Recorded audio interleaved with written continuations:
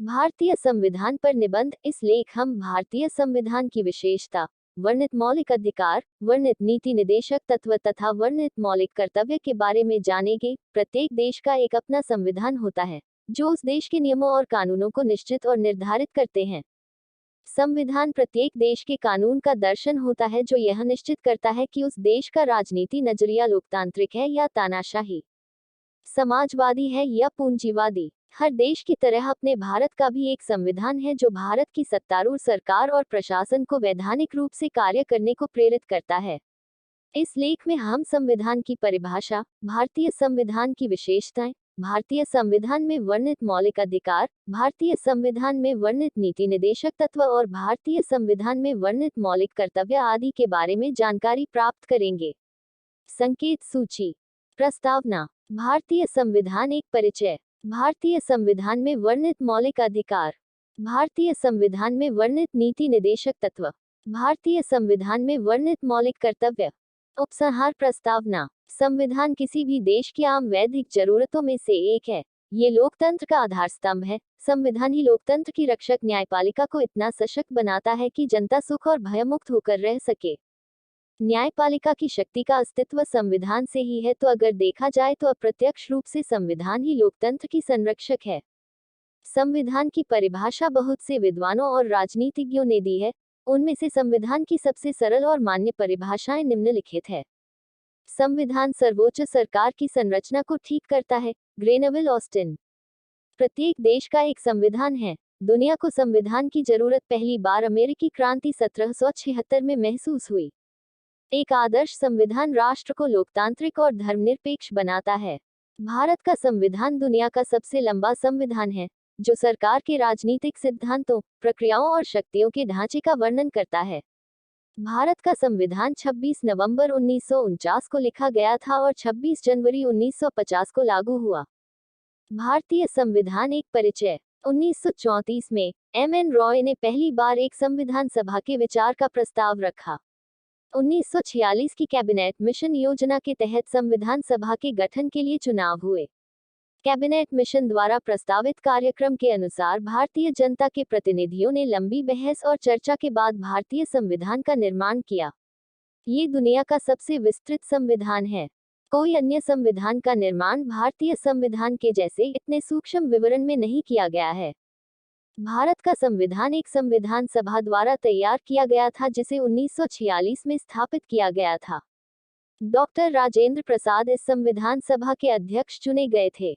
संविधान का मसौदा तैयार करने के लिए एक मसौदा समिति नियुक्त की गई और डॉक्टर बी.आर. अंबेडकर को इस समिति का अध्यक्ष नियुक्त किया गया। भारतीय संविधान की मूल प्रतियां टाइप या मुद्रित नहीं की गई थी। उन्हें हस्तलिखित किया गया है और अब संसद के पुस्तकालय के भीतर हीलियम से भरे लिफाफे में रखा गया है। प्रेम बिहारी नारायण रायजादा ने भारत की संरचना की अनूठी प्रतियां लिखी थी। मूल रूप से भारत का संविधान अंग्रेजी और हिंदी में लिखा गया था। भारतीय संविधान को डिजाइन करते समय ब्रिटिश, आयरिश, स्विस, फ्रेंच, कनाडाई और अमेरिकी संविधानों की कुछ प्रमुख विशेषताओं को शामिल किया गया था। भारतीय संविधान के स्रोत। भारतीय संविधान के निम्नलिखित स्रोत हैं।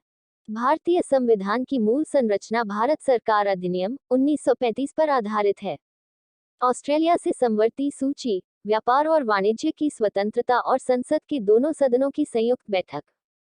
कनाडा से एक मजबूत केंद्र के साथ संघ, केंद्र में अवशिष्ट शक्तियों का निहित होना, केंद्र द्वारा राज्यों के राज्यपालों की नियुक्ति, सर्वोच्च न्यायालय का सलाहकार क्षेत्राधिकार।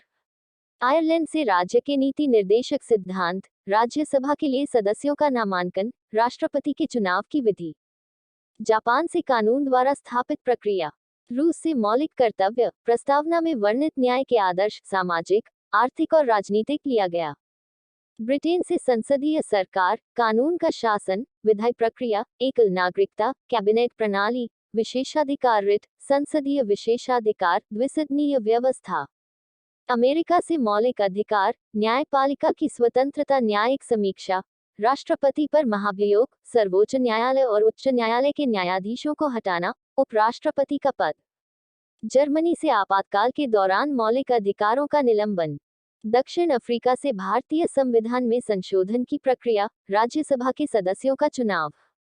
फ्रांस से गणतंत्र प्रस्तावना में वर्णित स्वतंत्रता, समानता और बंधुत्व के आदर्श। भारतीय संविधान की प्रस्तावना। किसी भी संविधान की प्रस्तावना उसकी आत्मा होती है। प्रस्तावना ही संविधान का दर्शन होती है। भारतीय संविधान की प्रस्तावना दुनिया की सबसे आदर्श प्रस्तावनाओं में से एक है। ये भारत को एक श्रेष्ठ राज्य बनाने का प्रयत्न करती है। भारतीय संविधान की प्रस्तावना निम्नलिखित है।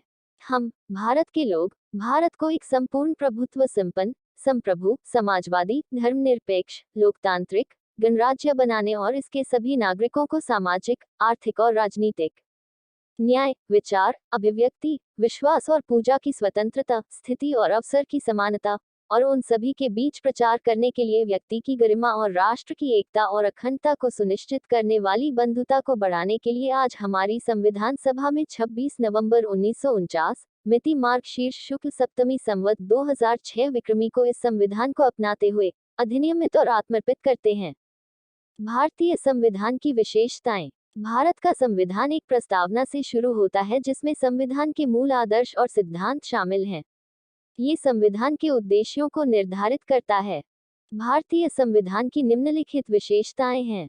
दुनिया का सबसे बड़ा संविधान, कठोर लेकिन लचीला संविधान। प्रस्तावना, एकात्मक विशेषताओं के साथ संघीय प्रणाली, मौलिक अधिकार और मौलिक कर्तव्य, धर्मनिरपेक्ष, न्यायपालिका की स्वतंत्रता, आदर्श लोकतांत्रिक व्यवस्था, राज्यों का संघ, राज्य के नीति निर्देशक सिद्धांत, संसदीय प्रणाली, सरकार की संघीय संरचना, सार्वभौमिक वयस्क मताधिकार, एकल नागरिकता वाला एकल एकीकृत राज्य, एकीकृत न्यायिक प्रणाली, न्यायिक समीक्षा, बुनियादी संरचना सिद्धांत, स्वतंत्र निकाय, त्रिस्तरीय सरकार। भारतीय संविधान में वर्णित मौलिक अधिकार।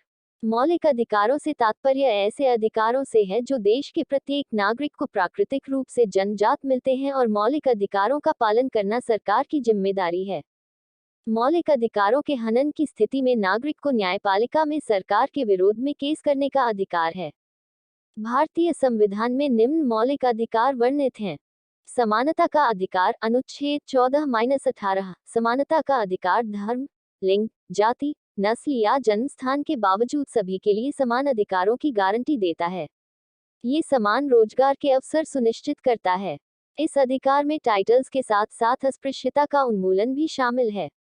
स्वतंत्रता का अधिकार, अनुच्छेद 19-22। भारतीय संविधान नागरिकों को स्वतंत्रता की गारंटी देता है, लेकिन आपातकाल की स्थिति या कुछ विशेष परिस्थितियों में राज्य को इन अधिकारों पर उचित प्रतिबंध लगाने का अधिकार है।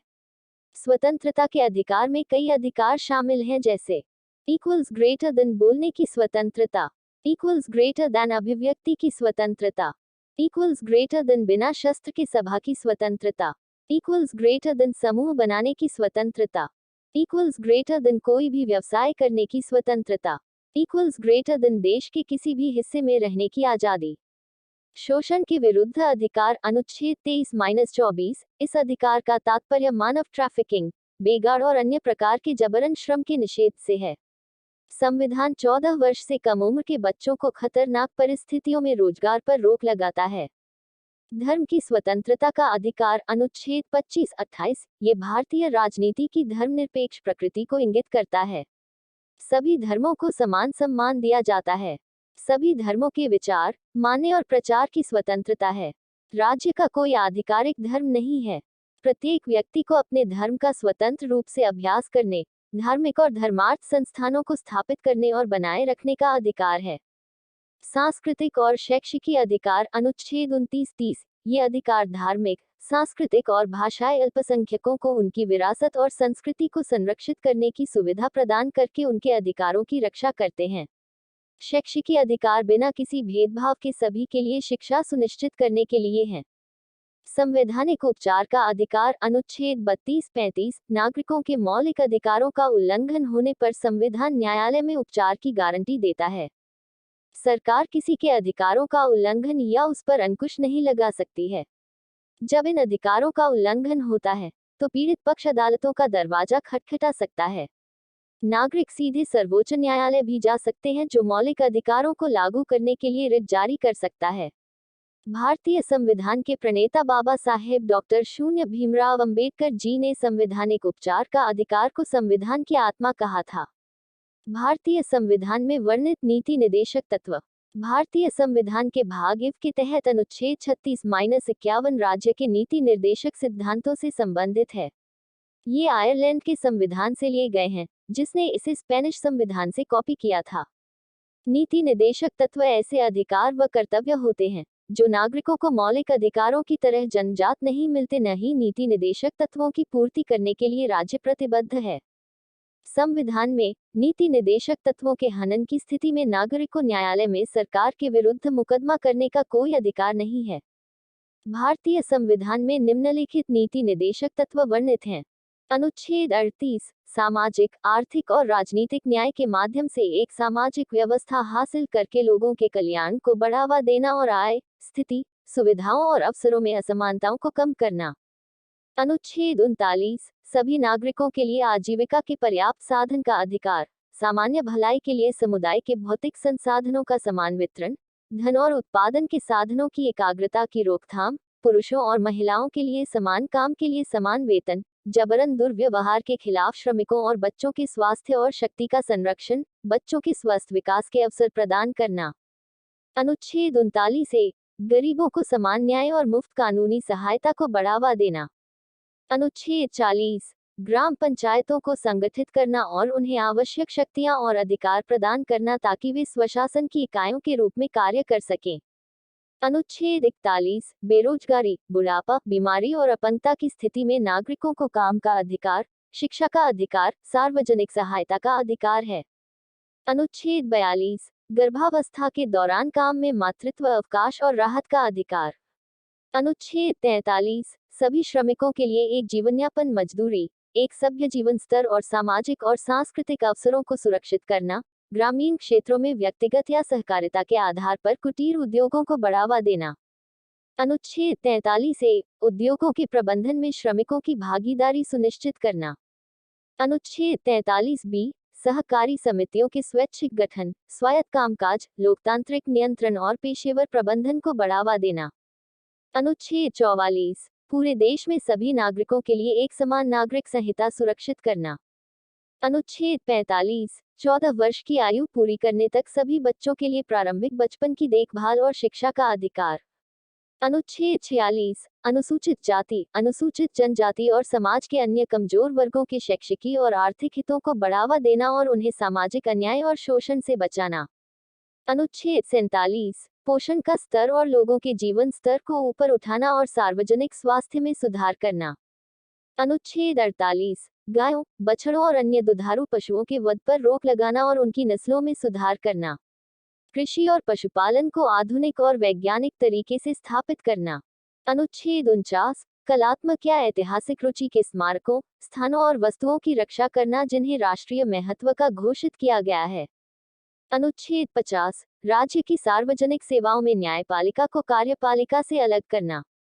अनुच्छेद 51 अंतर्राष्ट्रीय शांति और सुरक्षा को बढ़ावा देना और राष्ट्रों के बीच न्यायसंगत और सम्मानजनक संबंध बनाए रखना, अंतर्राष्ट्रीय कानून और संधि दायित्वों के लिए सम्मान को बढ़ावा देना, मध्यस्थता द्वारा अंतर्राष्ट्रीय विवादों के निपटारे को प्रोत्साहित करना। भारतीय संविधान में वर्णित मौलिक कर्तव्य हमारे संविधान में देश के लिए प्रत्येक नागरिक के कुछ कर्तव्य निर्धारित किए गए हैं। यही कर्तव्य मौलिक कर्तव्य कहलाते हैं। मौलिक कर्तव्यों को भारतीय संविधान के भाग -4 के तहत अनुच्छेद 51 के अंतर्गत वर्णित किया गया है। ये मौलिक कर्तव्य निम्नलिखित हैं। भारतीय संविधान का पालन करें और उसके आदर्शों और संस्थानों, राष्ट्रीय ध्वज और राष्ट्रगान का सम्मान करें। स्वतंत्रता के लिए राष्ट्रीय संघर्ष को प्रेरित करने वाले महान आदर्शों को संजोएं और उनका पालन करें। भारत की संप्रभुता, एकता और अखंडता को बनाए रखना और उसकी रक्षा करना। देश की रक्षा करें और ऐसा करने के लिए बुलाए जाने पर राष्ट्रीय सेवा करें। धार्मिक, भाषाई और क्षेत्रीय या वर्गीय विविधताओं से परे भारत के सभी लोगों के बीच सद्भाव और समान भाईचारे की भावना को बढ़ावा देना और महिलाओं की गरिमा के लिए अपमानजनक प्रथाओं का त्याग करना। देश की मिश्रित संस्कृति की समृद्ध विरासत को महत्व दें और संरक्षित करें। जंगलों, झीलों, नदियों और वन्य जीवों सहित प्राकृतिक पर्यावरण की रक्षा और सुधार करना और जीवित प्राणियों के प्रति दया करना। वैज्ञानिक स्वभाव, मानवतावाद और जांच और सुधार की भावना विकसित करें। सार्वजनिक संपत्ति की रक्षा करना और हिंसा से दूर रहना। व्यक्तिगत और सामूहिक गतिविधि के सभी क्षेत्रों में उत्कृष्टता के लिए प्रयास करें ताकि राष्ट्र निरंतर प्रयास और उपलब्धि के उच्च स्तर तक पहुंचे। 6 से 14 वर्ष की आयु के बीच के अपने बच्चे या वार्ड को शिक्षा के अवसर प्रदान करें। ये कर्तव्य 86वें संविधान संशोधन अधिनियम 2002 द्वारा जोड़ा गया था।